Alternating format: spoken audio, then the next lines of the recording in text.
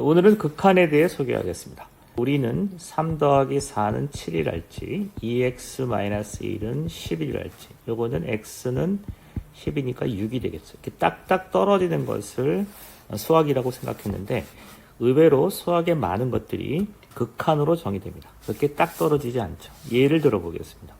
주사위를 던져서 1의 눈이 나올 확률이 6분의 1이라고 하죠. 근데 주사위를 12번 던진다고 2번 나오지 않죠. 2번 나올 수도 있지만 3번 나올 수도 있고 1번 나올 수도 있습니다.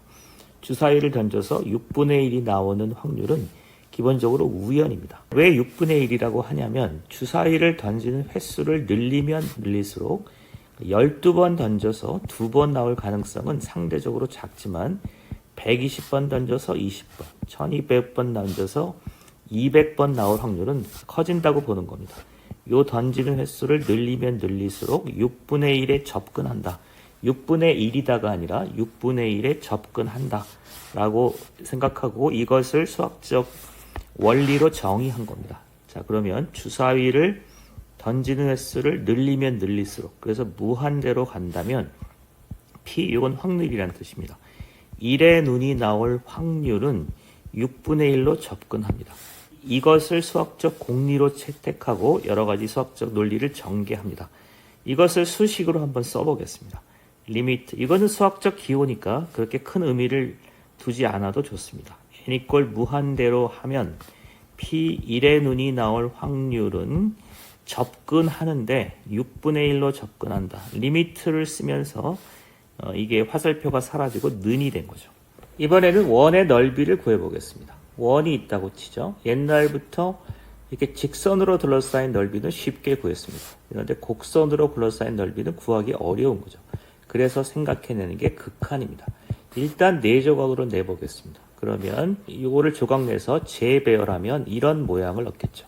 이런 모양을 얻으면 곡선으로 둘러싸인 건 못 구했지만 직선으로 둘러싸인 건 구할 수 있었죠.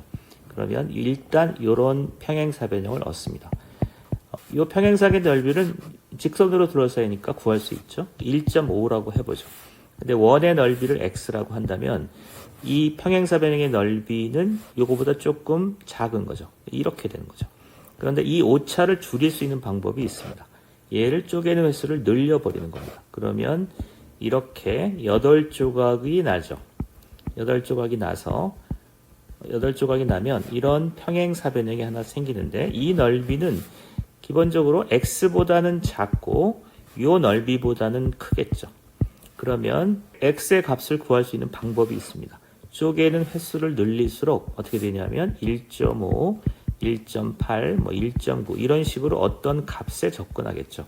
물리학이라면 한 10,000조각 내면 됩니다. 그런데 수학이니까 이거를 무한 조각을 내는 거죠. 무한 조각을 낸다고 가정하는 거죠.